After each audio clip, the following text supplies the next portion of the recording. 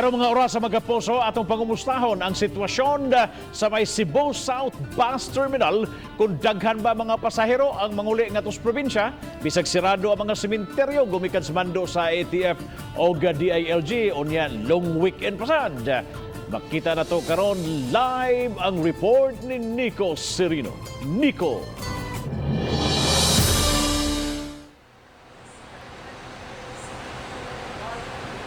Yes, Bob, pipila ka adlaw sa di pa ang Todos Los Santos ug adlaw sa mga minatay. Di pa kayo daghan ang mga mubiyahe paingon sa ilang tagsa-tagsang mga kalungsuran ug mga dakbayan.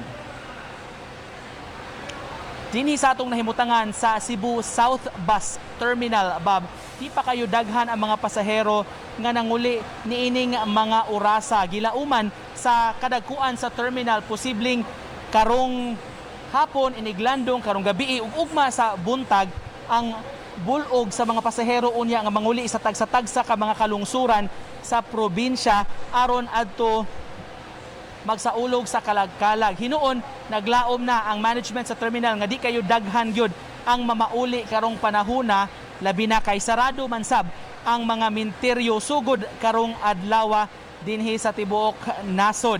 Matod ni Carmen Quijano, ang manager sa Cebu South Bus Terminal, karong adlaw lang wa pa gali sila moabot sa 5,000 ang mga pasahero nga ilang na-accommodate karon dinhi sa terminal nga muuli sa habagatang bahin sa Sugbo ug mutabok sab sa laing isla sama sa Dumaguete o sa Negros Oriental.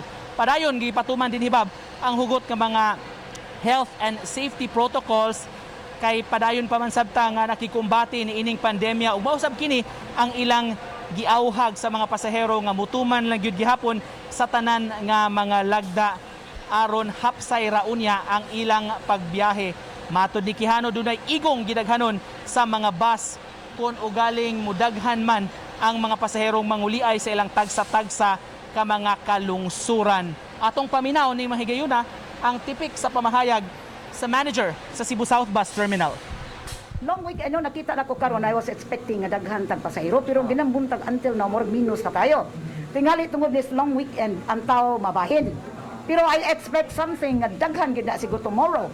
No, pero nothing to worry.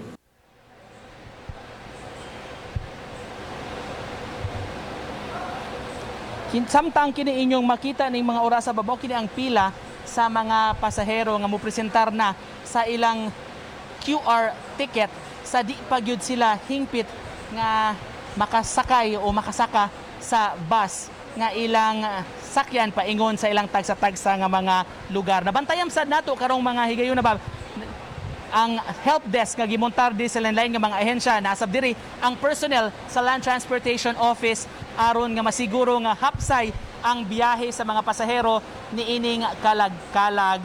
Padayon nilang pahimangno kung mahimo alang sa mga pasahero musayo na lang sa ilang pagbiyahe aron dili sab sila makasinati og mga problema sa ila unyang pag-abot dinhi sa terminal. Si Quijano mausab ang manager sa Cebu North Bus Terminal. Mibutyag sab siya Bob nga hapsay ra sab ang sitwasyon dito susama ra sab sa mga biyahe din sa South Bus Terminal nga paingon sa habagatang bahin sa probinsya sa Sugbo.